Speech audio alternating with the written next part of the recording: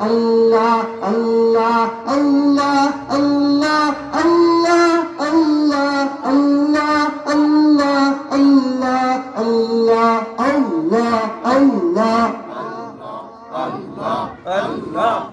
লা ইলাহা ইল্লাল্লাহ মুহাম্মাদুর রাসূলুল্লাহ সুবহানাকা লা ইলমা লানা ইল্লা মা 'আল্লামতানা ইন্নাকা আনতাল আলীমুল হাকীম রব্বি ইশরাহ লি সাদরি ওয়া ইয়াসসির লি আমরি واحلل عقدة من لساني يفقهوا قولي অধ্যকার হাজী সফিনা বিবি হাফিজিয়া নুরানিয়া মাদ্রাসা 29 নং ওয়ার্ড পশ্চিম ধরাধরপুর দক্ষিণ সুরমা সিলেটের উদ্যোগে আয়োজিত আজকের বার্ষিক ওয়াজ মাহফিলের চলমান অধিবেশনের সম্মানিত সভাপতি দয় দামাত বারাকাতুহুমুল আলিয়া, সামনে বসা উপবিষ্ট আল্লাহ পাকের আশিকিন জাকিরিন মুহিব্বিন মুরব্বিয়ানে আওয়াম, আমার কলিজার টুকরো যুবক ভাই, স্নেহের ছোট ভাই, মাইকের আওয়াজ যত দূর পর্যন্ত যাচ্ছে আমার পর্দার আড়ালের পর্দানিশীন মা ও বোনেরা, মহান রব্বুল আলামিনের শুকর আদায় করি যে মহান রব্বুল আলামিন আমাদেরকে দয়া এবং মায়া করে মহব্বত করে ভালোবেসে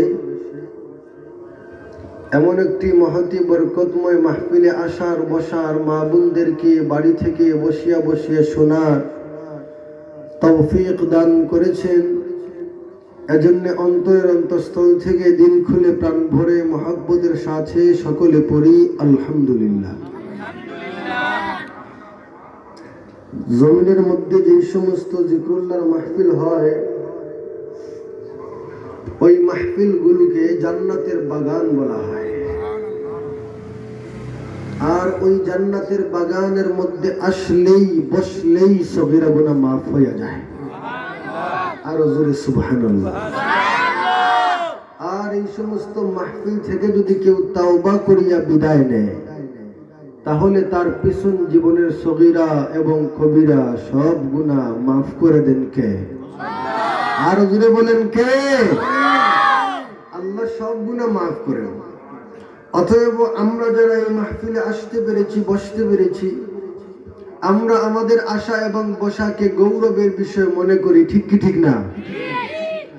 এই এলাকার মধ্যে যে শুধুমাত্র আপনারা আছেন তা না, পাশে আরেক জায়গায় মাইক বাজতেছে, ওখানেও অনেক মানুষ গেছেন, এখানেও অনেক আসছেন, কিন্তু এখনো কিছু মানুষ আছে বাড়িতে আছে, বিভিন্ন কাজে কর্মে ব্যস্ত আছে। ওরা যে খারাপ তা না, ওরা ভালো, তবে তাদের থেকে আপনারা আল্লাহর কাছে শ্রেষ্ঠ। এজন্য আল্লাহ আপনাদেরকে মাহফিলে আসার তৌফিক দিয়েছেন, পড়েন আলহামদুলিল্লাহ। ভাই মেরে দোস্ত বুজুর্গ আজিজ, আমি আপনাদের সামনে খুতবাতে একটা আয়াতে কালিমার টুকরা তিলাওয়াত করেছি। সিঁড়ি দিচ্ছে কেন এটা একটু ক্লিয়ার করেন, সাইলেন্ট মিলা। এজন্য আয়াতে কালিমা তিলাওয়াত করেছি। আয়াতের টুকরা আল্লাহ বলেন, ইন্নাস সালাতা তানহা আনিল ফাহশাই ওয়াল মুনকার, নিশ্চয় নামাজ মানুষকে সব রকমের অপকর্ম, কুকর্ম, বেহায়াপনা, অশ্লীলতা, হর রকমের গুনাহের কাজ থেকে বাঁচায়। সুবহানাল্লাহ বলি। এই যে কথাটা আমি বললাম, এটা আমার কথা নাকি আল্লাহর কথা? আল্লাহর কথা যদি কেউ অবিশ্বাস করে, আল্লাহর কালামকে যদি কেউ অস্বীকার করে, তার ঈমান থাকবে না। কুরআনুল কারীমের শুধুমাত্র একটা আয়াত না, একটা শব্দকে যদি, একটা জুমলা না, একটা লফজকে যদি কেউ অস্বীকার করে, অবিশ্বাস করে, তার ঈমান থাকবে না, সে বেঈমান হয়ে। আর আল্লাহ তার কালামের মধ্যে বলেন, ইন্নাস সালাতা তানহা আনিল ফাহশাই ওয়াল মুনকার, নিশ্চয় নামাজ সব রকমের গুনাহ থেকে বাঁচায়। সুবহানাল্লাহ। এবার আপনারা প্রশ্ন করতে পারেন, হুজুর আমাদের এলাকার মধ্যে তো কিছু মানুষ আছে, আমাদের আত্রাফের মধ্যে কিছু মানুষ এমন আছে যারা নামাজি যায়, 5 ওয়াক্ত নামাজ পড়ে, দাইমি নামাজি, ইমাম সাহেবের সুজা পিছনে দাঁড়াইয়া নামাজ পড়ে, মাঝে মাঝে আজান দেয়, একামত পর্যন্ত দেয়। মসজিদ থেকে বের হয়ে যাবার পর 1 মিনিট যেতে পারে না, সে হয়তো মিথ্যা বলার মাধ্যমে গুনায় লিপ্ত হয়, নতুবা গীবত করার মাধ্যমে গুনায় লিপ্ত হয়, নতুবা সুদ ঘুষের মাধ্যমে গুনায় লিপ্ত হয়। এক কথায় নামাজ পড়ে ঠিক, লেকিন নামাজ থেকে, মসজিদ থেকে বের হওয়ার পরেই কোনো না কোনো মাধ্যমে গুনায় জড়িত হয়ে যায়। আপনি যে বললেন নামাজ মানুষকে গুনাহ থেকে বাঁচায়, ওই লোকটা নামাজ পড়ে কিন্তু গুনাহ থেকে বাঁচে না, তার কারণ কি? আমি বলবো তার নামাজটা নামাজের মতো নামাজ হয় নাই। ঠিক কি ঠিক না? কারণ যদি তার নামাজ হয় তাইলে আল্লাহর কালাম মিথ্যা, আর আল্লাহর কালাম তো মিথ্যা হবে না, মিথ্যার কোনো সন্দেহ পর্যন্ত করা যাবে না। যালিকাল কিতাবু লা রাইবা ফি, এটি এমন একটি গ্রন্থ যেখানে সন্দেহের অবকাশ মাত্র নাই। সুবহানাল্লাহ। তাহলে সন্দেহ করা যাবে না যে ও নামাজ পড়ছে, নামাজ হইছে, তবুও গুনাহ থেকে বাঁচতে পারে নাই, এরকম বলা যাবে না। বলতে হবে ওর নামাজ হয় নাই। ঠিক কি ঠিক না? তাহলে শুধুমাত্র নামাজ পড়লেই চলবে না, নামাজটা হতে হবে নামাজের মতো নামাজ। শুধুমাত্র নামাজ আদায় করলেই হবে না, নামাজটা পড়তে হবে নবীওয়ালা নামাজ। আমার পয়গম্বর যেভাবে নামাজ পড়েছেন, আমরা ওইভাবে নামাজ পড়তে হবে। قال تبارك وتعالى قل إن صلاتي ونسكي ومحياي ومماتي لله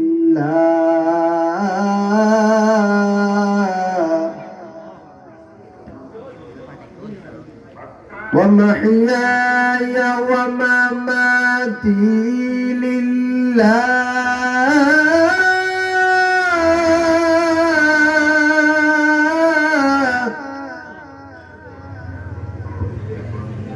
ومحياي ومماتي لله رب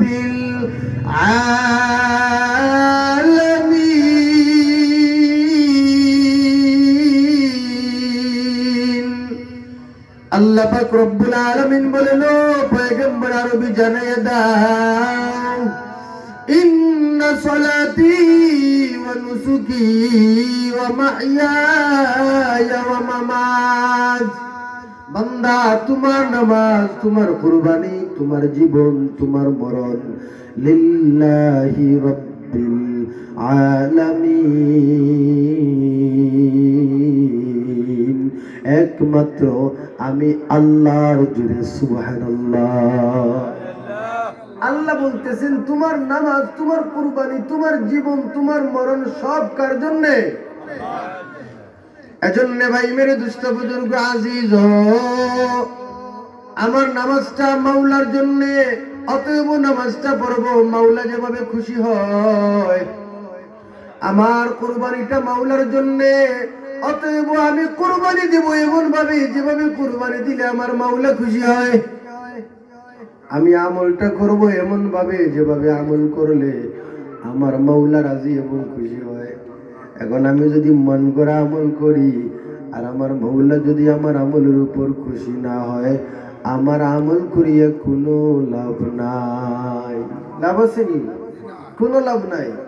এজন্য আমি আমল করব যেভাবে আমল করলে আমার মাওলা খুশি হয়, ওইভাবে আমল করব।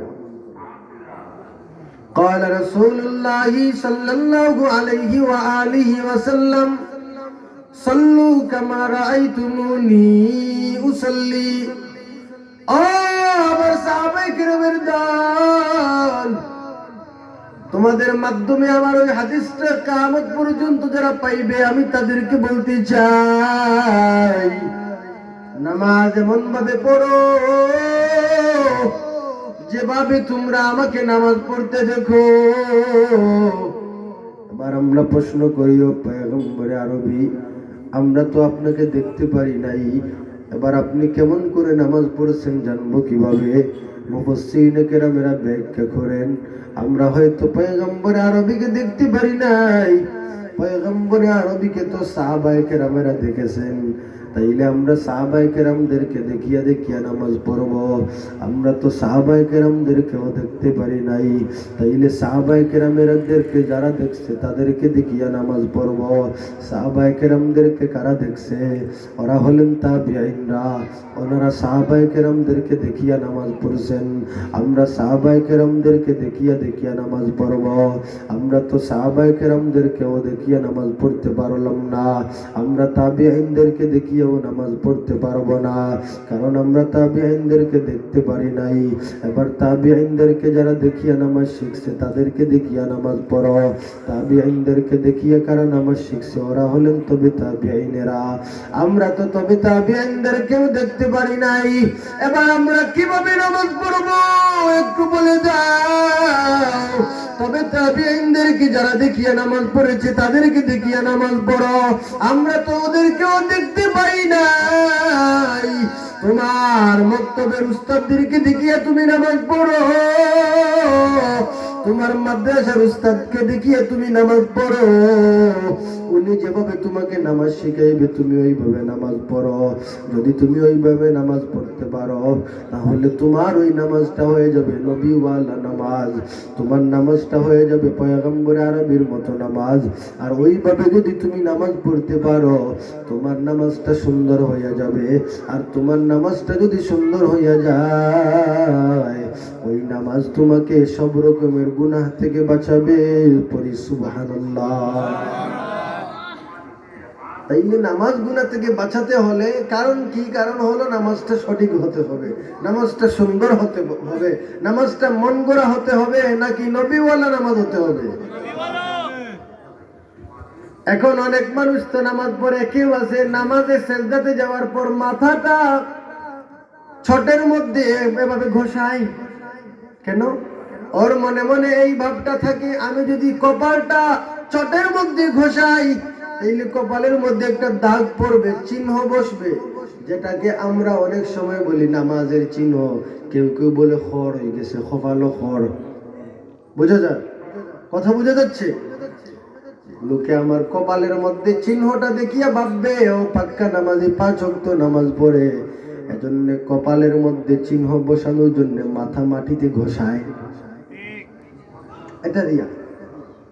মসজিদের ভিতরে লোকটা যখন ঢুকে তখন লোক ভর্তি মুসল্লি, মসজিদ ভর্তি মুসল্লি যখন মসজিদে থাকে তখন সে নামাজটা এত সুন্দর করিয়া আদায় করে।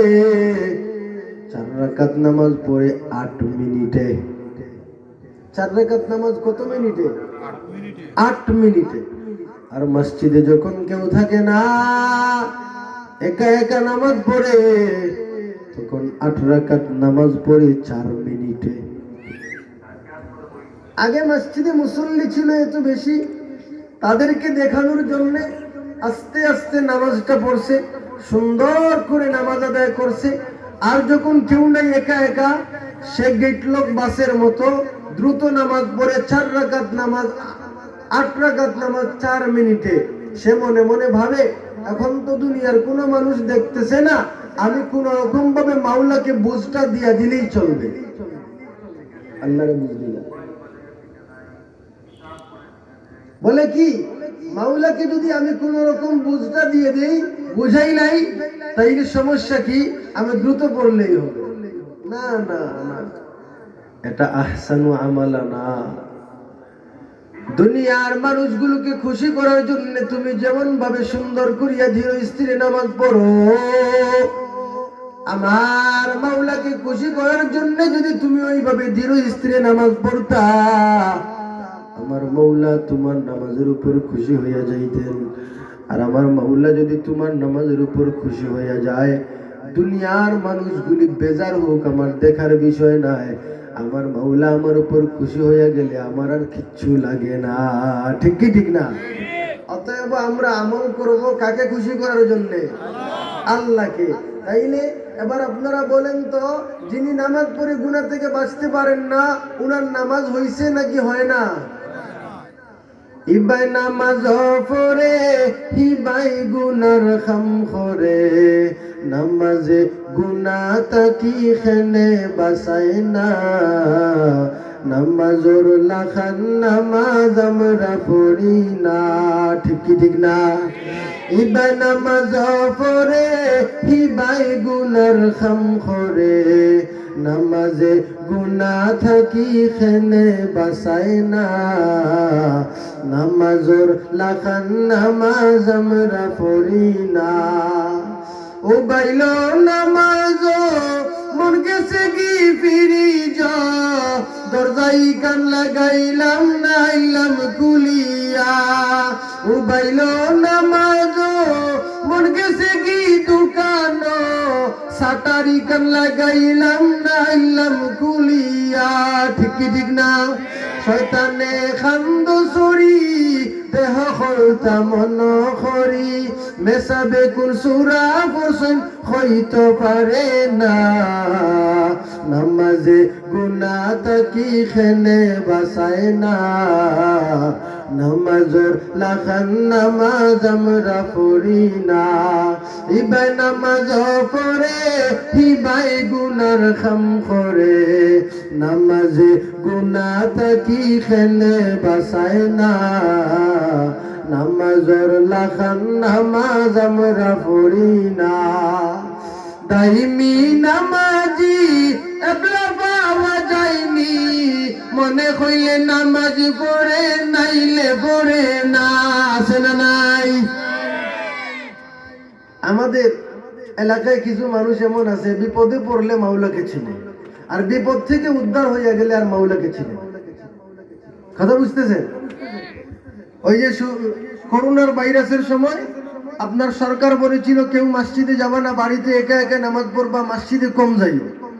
ও আল্লাহ, কি যে বলি, ইমাম সাহেব মাইকে ঘোষণা করে মুসল্লিদেরকে মসজিদ থেকে সরাতে পারে নাই। আর যখন পরবর্তীতে ঘোষণা দেওয়া হইল যে আপনারা সবাই মসজিদে আসতে পারবেন, মসজিদ উন্মুক্ত করা হয়েছে, তখন আর খুঁজা কাউকে আর পাওয়া যায় না। ওই যে করোনা ভাইরাসকে ভয় পাইয়া ডরাইয়া সবাই নামাজ পড়তে শুরু করছে। ঘরে পড়লে চলবে না, মসজিদে গিয়ে পড়তে হবে। আর যখন করোনা ভাইরাসটা কিন্তু কমে গেছে, আর মুসল্লি নাই। এজন্য আমরা সেফা পড়লে মাওলাকে চিনি, নয়তো কি চিনি না। দাইমি নামাজি এবলা পাওয়া যায়নি, মনে হইলে নামাজ পড়ে নাইলে পড়ে না। এই নামাজ দাইমি নামাজ ইচ্ছা স্বাধীন না, নামাজে গুনাহ থাকি খেনে বাসায় না, নামাজর লাখান নামাজ আমরা পড়ি না। হযরত আলীর গাত লাগলো তীর আঘাত, কাউরে তিল খুলতে দিন না বাড়ে যন্ত্রণা। নবীজি কইলে যাও নামাজও খারা হও, দাঁত দিয়া টানিয়া তীর আনলে খুলিয়া। সুবহানাল্লাহ। আলী রাদিয়াল্লাহু আনহুর পায়ে তীর লাগছে। তীরটা যখন কেউ টান দেয়, উনি চিৎকার দিয়ে উঠেন। পয়গম্বর বললেন, যাও নামাজে খাড়া হইয়া যাও। উনি নামাজে যখন খাড়া হইলেন, সাহাবায়ে কেরামেরা তীরটা বাইর করে ফেলছেন। উনি নামাজ শেষ করে বলে, তীর ইগু বুঝবাই না, ইগু খানো। সুবহানাল্লাহ। উনি টের পর্যন্ত পান নাই। আর আমরা নামাজে যখন খাড়া হই, একটা মশা যখন আমাদের গায়ে বসে, এমন করে ঠাস করে মারি, মশাটা থপাস করে নিচে পড়ে, পাশের মুসল্লিগুলি এরকম ভাবে কম্পন করে উঠে আমার থাপ্পড়ের ছুটে। এখন আমি এক জায়গায় বয়ান করলাম যে এক রাকাত নামাজের ভিতরে, কথা বুঝতেছেন, এক রাকাত নামাজের ভিতরে কেউ যদি 3 বার খাজুয়ায়, তাইলে তার নামাজটা মাকরু হয়ে যাবে। এবার এক রাকাতটা কতক্ষণে হয় সেটা বুঝতে হবে। আল্লাহু আকবার বলিয়া নামাজে দাঁড়াইলাম, রুকু দিলাম, সেজদা দিলাম, দুটো সেজদা দেওয়ার পরে পরের রাকাতে দাঁড়ানোর আগ পর্যন্ত এক রাকাত। ওই এক রাকাতের ভিতরে কেউ যদি 3 বার খাজুয়ায়, 3 বার চুলকায়, তাইলে তার নামাজটা মাকরু হয়ে যাবে। এবার অতি যুগ আধুনিক সন্ধি করলে কি হয়, অত্যাধুনিক, কিছু অত্যাধুনিক লোকেরা আছে, ওনারা বেশি বুঝে। ওই রকম একজন বলে, হুজুর তাইলে আমি আর এক রাকাতের ভিতরে 3 বার খাজুয়াইব না, আমি এক রাকাতের ভিতরে 1 বার খাজুয়াইব। তবে হ্যাঁ, আমার হাতটা যে পিঠের মধ্যে নিয়ে খাজুয়ানি শুরু করব, পুরো রাকাত খাজুয়াইতেই থাকবো, আমার 1 বার হবে। কথা বুঝতেছে? সে বলতেছে 3 বার খাজুয়াইলে তো নামাজ মাকরুহ হয়, তো আমি 1 বার হাতটা নিব, এরকম ভাবে খাজুয়াইতে খাজুয়াইতে সারা শরীরটা খাজুয়াইব, হাতটা সরাবো না, পুরা রাকাত খাজুয়াইব, আমার 1 বার খাজুয়ানি হবে। কি যে আকল তার, কি যে বুঝ তার। 1 বার খাজুয়ানির সময়টা যদি 3 বার খাজুয়ানির মতন হয়ে যায়, তাহলে নামাজটা মাকরুহ হয়ে যাবে। এজন্য নামাজের ভিতরে আমরা এমন ভাবে নামাজ পড়বো, কোনো দিকে যেন খেয়ালটা না যায়। এক বাজারে মসজিদের ইমাম সাহেব নামাজ পড়াচ্ছেন। এখন বাজার তো আপনার জমজমাট হয় আসরের পর থেকে, জোহরের সময় বাজারে ঝামেলা কম থাকে। এখন পরের দিনের হিসাবগুলা, আগের দিনের হিসাবগুলা পরের দিনের জোহরের আগে শেষ করতে হয়। এক মুসল্লি, উনার দোকান আছে 4টা, উনি আসরের নামাজ যখন পড়েন জামাতে, উনি নামাজের ভিতরে তার 4 দোকানের হিসাব করে 4 রাকাতে। ইমাম সাহেব 4 রাকাত নামাজ না পড়াইয়া 3 রাকাত পড়াইছেন, সালাম ফিরাইছেন, কেউ টের পায় নাই, কেউ খেয়াল করে নাই। ওই লোকটা দাঁড়াইয়া বলে, হুজুর নামাজ 4 রাকাত হয় নাই, 3 রাকাত হইছে। সবাই তার দিকে ফায়ার, কেউ বুঝলাম না, তুই বুঝলে কেমনে? হ্যাঁ বুঝবো না, প্রতিদিন 4 রাকাতে 4 দোকানের হিসাব করি, আজ একটা বাকি রইছে। চিন্তা করে হযরত আলীর গাত লাগলো তীর আঘাত, কাউরে তিল খুলতে দিন না পারে যন্ত্রণা। নবীজি কইলা যাও নামাজও খাড়া হও, দাঁত দিয়া টানিয়া তীর আনলা খুলিয়া। আলী বলেন কসম খুদার টেরু পাইছি না, নামাজে গুনাহ তাকি খেলে বাসাই না। নামাজর লাখান নামাজ আমরা পড়ি না, ইবাই নামাজ পড়ে হিবাই গুনার খাম করে। নামাজে গুনাহ তাকি খেলে বাসাই না, নামাজর লাখান নামাজ আমরা পড়ি না। ঠিক কি ঠিক না? ও দুনিয়ার মানুষের দল, নামাজ যদি সুন্দরভাবে মাওলাকে খুশি করার জন্য পড়তে পারো, আমার মাওলা তোমার নামাজ থেকে কবুল করিয়া তোমাকে সব রকমের গুনাহ থেকে বাঁচাইবেন। সুবহানাল্লাহ।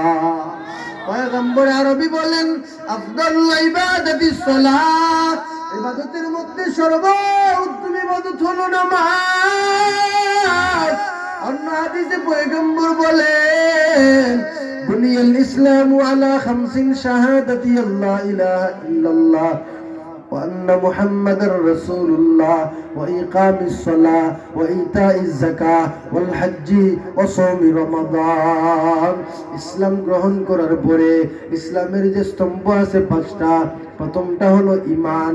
বুনিয়াল ইসলামু আলা খামসিন, 1 নম্বর হলো শাহাদাতি আল্লা ইলাহা ইল্লাল্লাহ ওয়া আন্না মুহাম্মাদার রাসূলুল্লাহ, সাক্ষ্য দিতে হবে আল্লাহ ছাড়া কোনো মাবুদ নাই, আর মুহাম্মদ সাল্লাল্লাহু আলাইহি ওয়াসাল্লাম আল্লাহ তাআলার রাসূল। এগুলা বলার পরে আমি মুমিন হয়ে গেলাম। এরপরে আমার উপর ফরজ বিধান শুরু হয়ে যাবে। প্রথম ফরজটাই হলো নামাজ। সুবহানাল্লাহ। ওয়া ইকামিস সালাহ, প্রথম ফরজটা হলো নামাজ। বুঝে থাকলে বলেন, ঈমান গ্রহণ করার পরে প্রথম ফরজটা কি? ও ভাই মেরে দুস্থ বুজুর্গ আজিজ, প্রথম ফরজটা হলো নামাজ। ওই নামাজটা আমাদের কাছে কেমন করে আসলো? এখন যে মাসটা চলতেছে রজব মাস, ওই মাসে আমার পয়গম্বর আরবি মেরাজ শরীফের মধ্যে গিয়েছেন। ওই যে মেরাজ উপলক্ষে পাশের মসজিদে আলোচনা চলতেছে। দুস্থ বুজুর্গ আজিজ, আমি আলোচনা দীর্ঘায়ু করব না। আমার পয়গম্বর আরবি মেরাজ শরীফের মধ্যে যাওয়ার পর আল্লাহ পাক রব্বুল আলামিন উনাকে অনেক সুসংবাদ জানাইছেন। তার মধ্যে আলাপ আলোচনা শেষ হওয়ার সময়, আসার সময় আমার আল্লাহ পয়গম্বর আরবিকে উম্মতের জন্য হাদিয়া হিসেবে নামাজ দিয়েছেন। সুবহানাল্লাহ। ওই নামাজটা আল্লাহ দিয়েছেন 50 ওয়াক্ত। কত ওয়াক্ত? আরো জোরে। যাওয়ার সময় সপ্তম আসমানে পাইছিলেন হযরতে ইব্রাহিম আলাইহিস সালামকে, আর ষষ্ঠ আসমানে পাইছিলেন হযরতে মুসা আলাইহিস সালামকে। এবার আসার সময় প্রথমে কাকে পাওয়ার কথা? ইব্রাহিম আলাইহিস সালামকে পাওয়ার কথা। যাওয়ার সময় সপ্তম আসমানে পাইছেন ইব্রাহিম আলাইহিস সালামকে, আর ষষ্ঠ আসমানে পাইছেন মুসা আলাইহিস সালামকে। আসার সময় আগে সপ্তম আসমান পাবেন, পরে ষষ্ঠ আসমান। তাইলে আসার সময় প্রথমে ইব্রাহিম আলাইহিস সালামকে পাওয়ার কথা, কিন্তু তারিখের কিতাবগুলোকে বিস্তারিত লেখা আছে আসার সময় প্রথমে সাক্ষাৎ হয়েছে মুসা আলাইহিস সালামের সাথে। কেন? এখানে একটা হিকমত আছে। ইব্রাহিম আলাইহিস সালাম এত বেশি ইবাদত পাগল ছিলেন, উনি যত ইবাদত পাইতেন তত খুশি হইতেন। তো আমাদের পয়গম্বর যদি প্রথমে ইব্রাহিম আলাইহিস সালামের সাথে সাক্ষাৎ হইতো আসার সময়, তাহলে উনি বলতেন 50 ওয়াক্ত কম হইয়া গেছে, আরো বেশি হওয়া উচিত ছিল। এজন্য আমার মাওলা হযরত ইব্রাহিম আলাইহিস সালামের সাথে আমাদের পয়গম্বরের সাক্ষাৎ না ঘটাইয়া আসার সময় প্রথমে সাক্ষাৎ করাইছেন মুসা পয়গম্বরের সাথে। সুবহানাল্লাহ। মুসা আলাইহিস সালাম বলে, ও পয়গম্বর আরবি, আপনি মেরাজের সফর থেকে বাড়ির দিকে যখন রওনা দিলেন, আপনাকে আল্লাহ পাক কি হাদিয়া দিয়েছে উম্মতের জন্য? পয়গম্বর আরবি বড় ফুর্তি হইয়া, বড় আনন্দিত হইয়া খুশির সাথে বললেন, আমার মাওলা আমার উম্মতদের জন্য 50 ওয়াক্ত নামাজ হাদিয়া হিসেবে দিয়েছেন। সুবহানাল্লাহ। মুসা আলাইহিস সালাম বলে, ও মুহাম্মদ পয়গম্বর,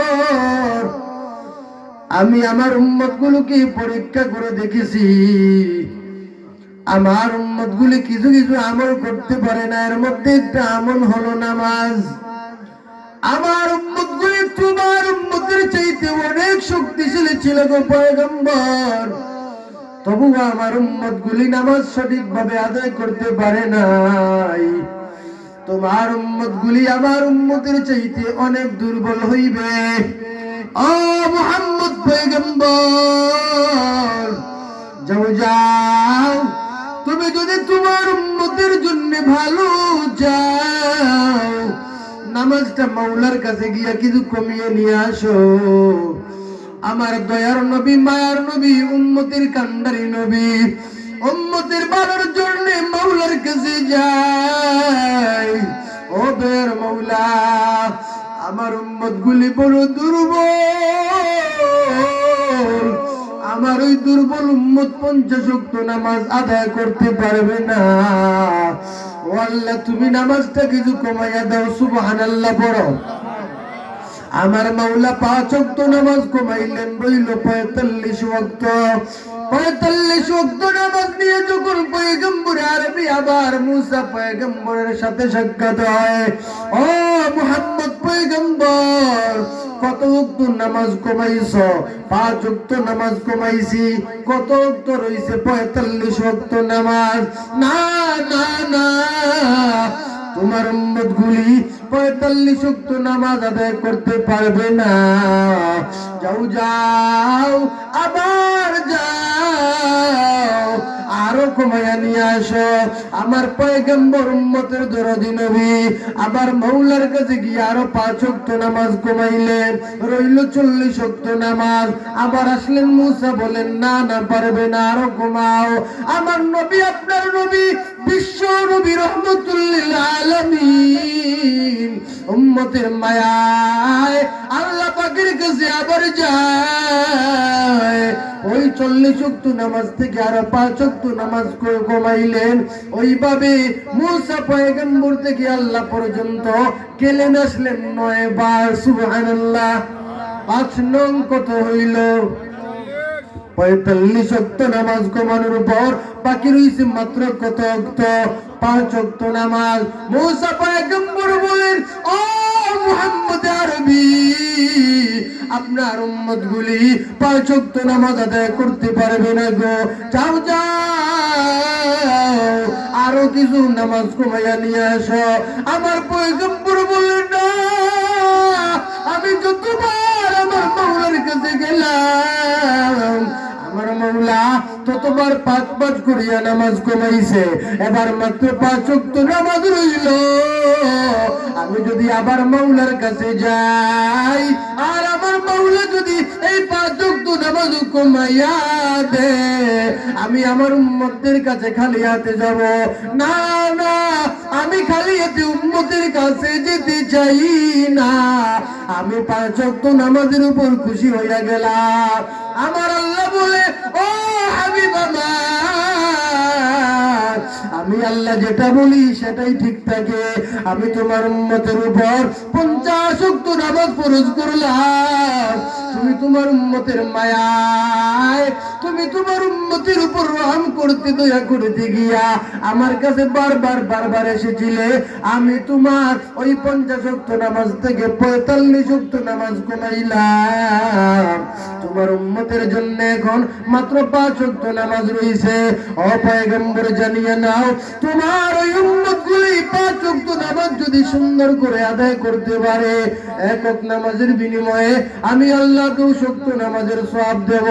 আর 5 ওয়াক্ত নামাজ পড়ার কারণে আমি আল্লাহ তোমার ওই উম্মতগুলিকে 50 ওয়াক্ত নামাজের সওয়াব দিয়া দেব। সুবহানাল্লাহ। দয়াল নবী প্রেমের ছবি আর আসবে না জগতে, আসবেননি? আমার নবী দয়াল নবী, আমার নবী মায়ার নবী, উম্মতের কান্ডারি নবী, উম্মতের ভালোর জন্য 50 ওয়াক্ত নামাজ থেকে 5 ওয়াক্ত নামাজ কমাইলে আমরা এমন নিমক হারাম বান্দা, আমরা ওই 5 ওয়াক্ত নামাজ সুন্দরভাবে আদায় করতে পারি না। ও বান্দা, ও বান্দি, নামাজটা তুমি পড়িয়া দেখো না, দেখবো তোমার দুনিয়াটাও সুন্দর হয়ে যাবে, তোমার আখিরাতটাও সুন্দর হইয়া যাবে। সুবহানাল্লাহ। তাইলে নামাজ ছাড়া কোনো উপায় নাই। নামাজ পড়বো, আমার সব ঠিক থাকবে, নামাজ ছাড়বো সব উলট পালট হইয়া যাবে। 5 ওয়াক্ত নামাজ যদি পড়ি 50 ওয়াক্ত নামাজের সওয়াব পাইব। এত বড় নিয়ামত আমরা কেমন করে হাতছাড়া করি? আমরা কেমন নিমক হারাম বান্দা, ভাবো, চিন্তা করো। দৈনিক 5 ওয়াক্ত নামাজ আমরা আদায় করতে পারি না। মুসলমান, আল্লাহ পাক রব্বুল আলামিনের একটা আদেশ ছিল, একটা সেজদা ছিল, আর ইবলিস ওই একটা সেজদা, একটা আদেশ অমান্য করিয়া জাহান্নামী হয়ে গিয়েছে। আল্লাহর আদেশ মা'মুরে বি আর আল্লাহর নিষেধ মানহি আন। কেউ যদি কায়দায়ে কুল্লিয়া শুনেন, মূলনীতি শুনেন, কেউ যদি আল্লাহর আদেশ অমান্য করে তাওবা সহজে নসিব হয় না। আর কেউ যদি আল্লাহর নিষেধ অমান্য করে তাওবা সহজে নসিব হয়। ইবলিস আল্লাহর আদেশ অমান্য করেছিল, তার তাওবা নসিব হয় নাই। আর আদম আলাইহিস সালাম আল্লাহর আদেশ অমান্য করেছিলেন, যাইও না, খাইও না, উনি গেছেন, খাইছেন। এটা মুফাসসিরিনে কেরামেরা বলেন যে আদম আলাইহিস সালামের ওই ভুলটা ইজতিহাদি গলতি ছিল। ইজতিহাদের মাধ্যমে যদি কেউ ভুল করে তাহলে ওই ভুলের মধ্যেও সওয়াব আছে, আর যদি ভুল না হয় ডবল সওয়াব। তো আমি এদিকে যাব না। ইবলিস আল্লাহর আদেশ, একটা সেজদা ছিল যে আদমকে সেজদা কর, ইবলিস সেজদা করে নাই। ইবলিস যুক্তি দেখাইছে, আমি আগুনের তৈরি, আদম মাটির তৈরি, আমি শ্রেষ্ঠ, তার থেকে তাকে আমি সেজদা করতে পারবো না। সে বিতাড়িত হইয়া গেল, ধ্বংস হইয়া গেল। তার জন্য জান্নাত হারাম, জাহান্নাম ওয়াজিব।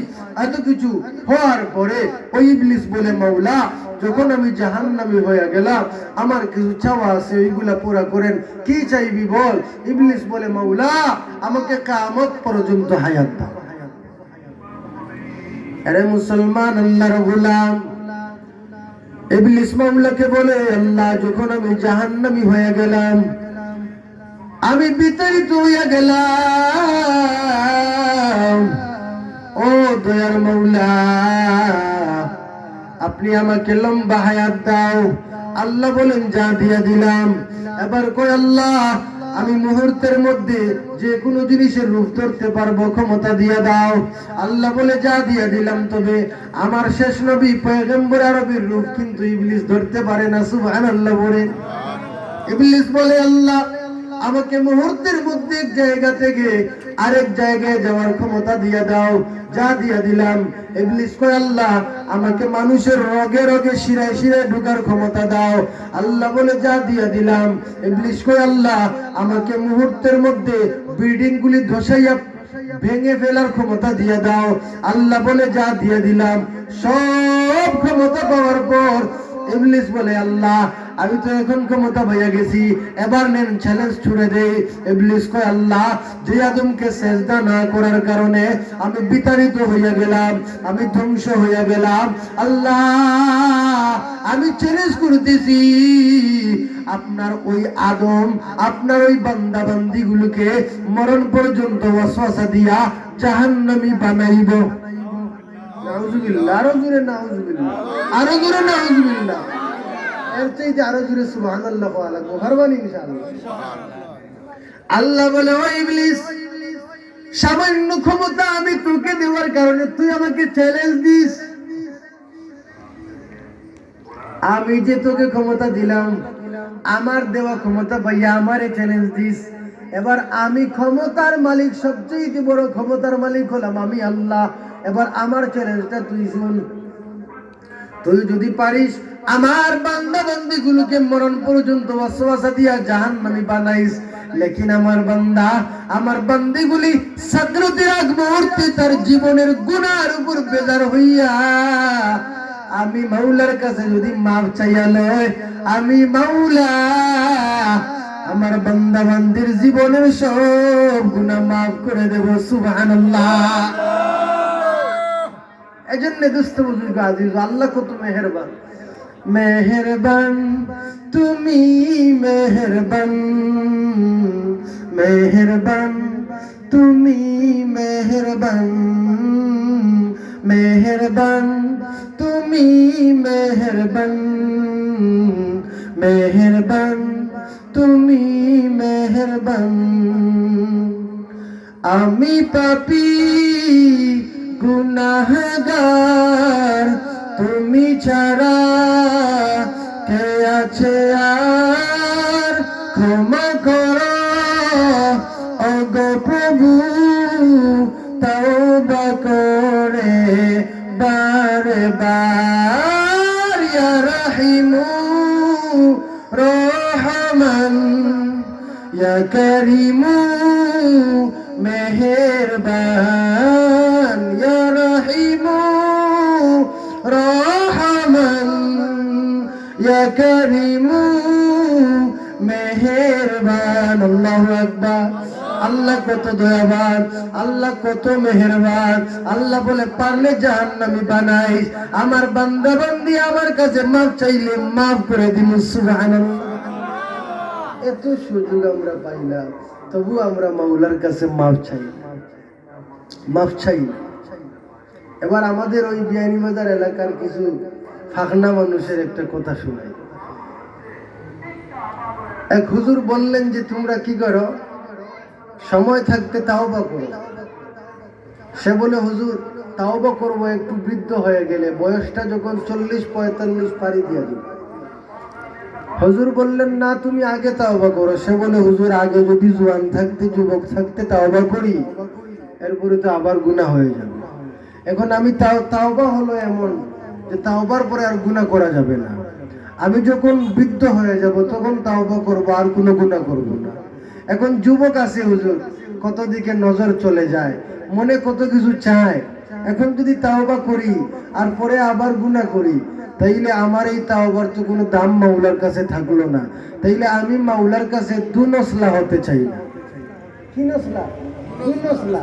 সে বলে, আমি মাওলার কাছে দুনসলা, ওই 2 নাম্বার হতে চাই না।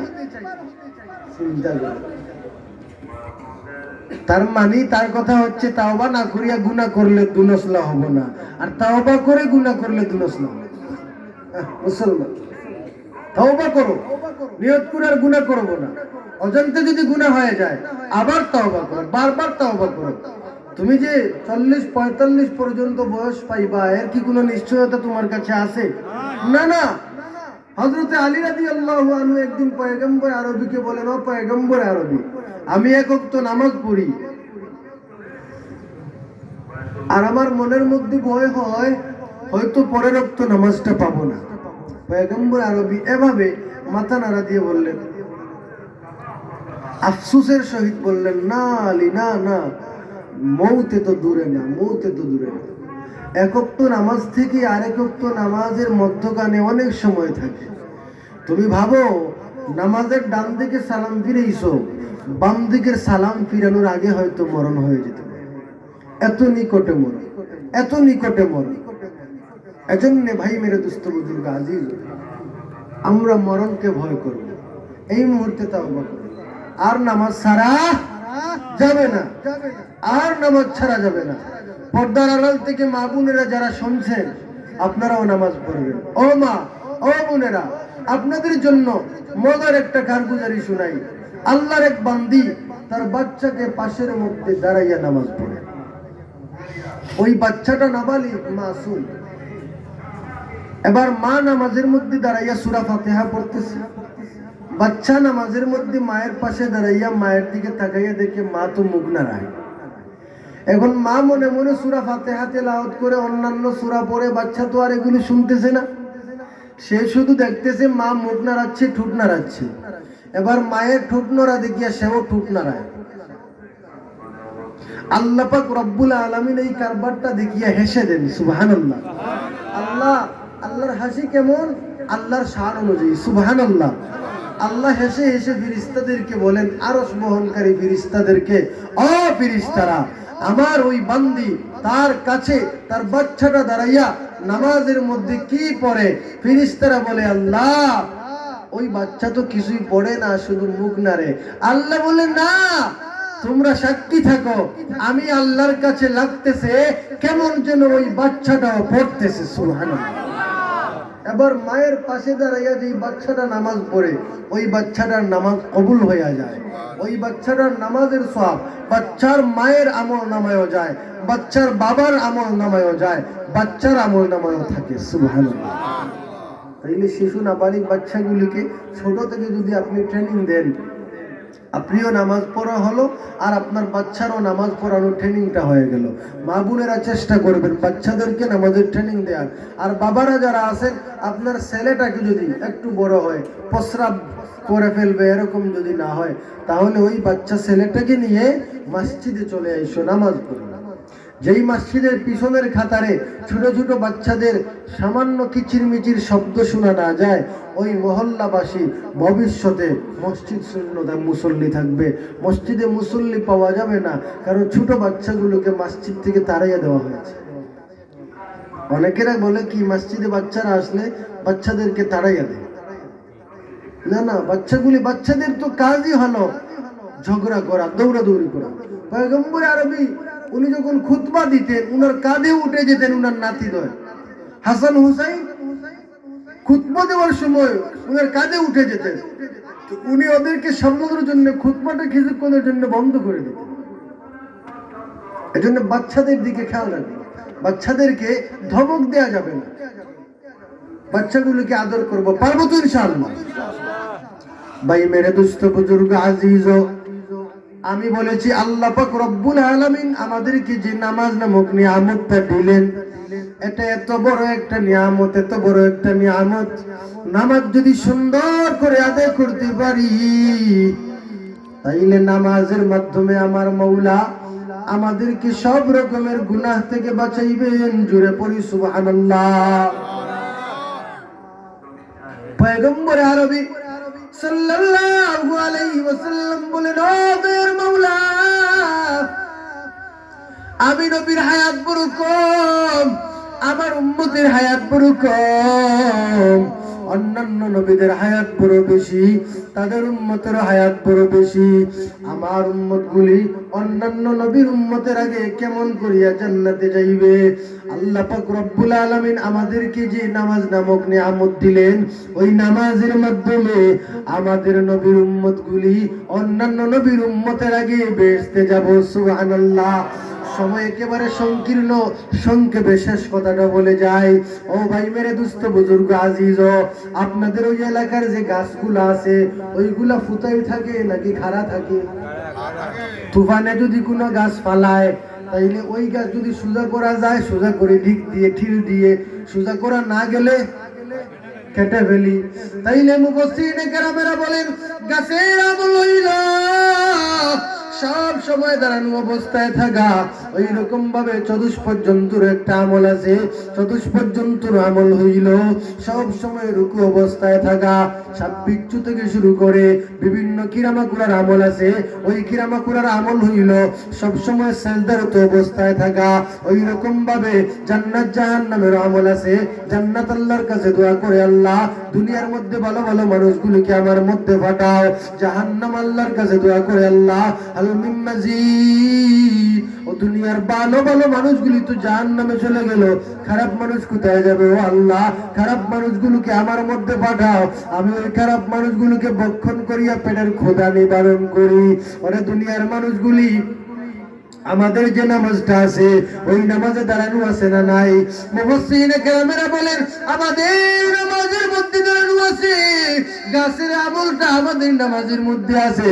চতুষ্পদ জন্তুর আমল হইল রুকুর মধ্যে থাকা, আমাদের নামাজের মধ্যে রুকু আছে। সাপ বিচ্ছুর আমল হইল সেজদায় থাকা, আমাদের নামাজের মধ্যে সেজদা আছে। জান্নাত জাহান্নামের আমল হইল দোয়া করা, আমাদের নামাজের মধ্যে দোয়া আছে।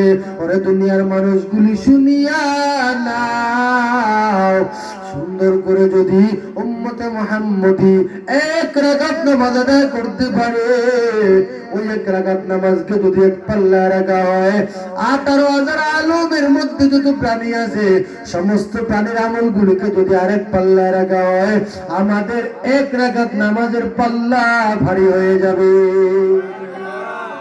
এখানে আপনারা বলবেন হুজুর 18,000 মাখলুকাত না বলি 18,000 জগৎ বললেন কেন?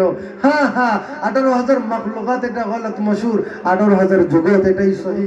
কারণ হলো 18,000 মাখলুকাত সীমিত হয়ে যায়, আল্লাহর মাখলুক কি 18,000? না না না না, এক এক জগতে কয়েক কোটি প্রাণী আছে। 18,000 জগতে আল্লাহ কোটি কোটি কোটি কোটি মাখলুকাত সৃষ্টি করেছেন। সুবহানাল্লাহ।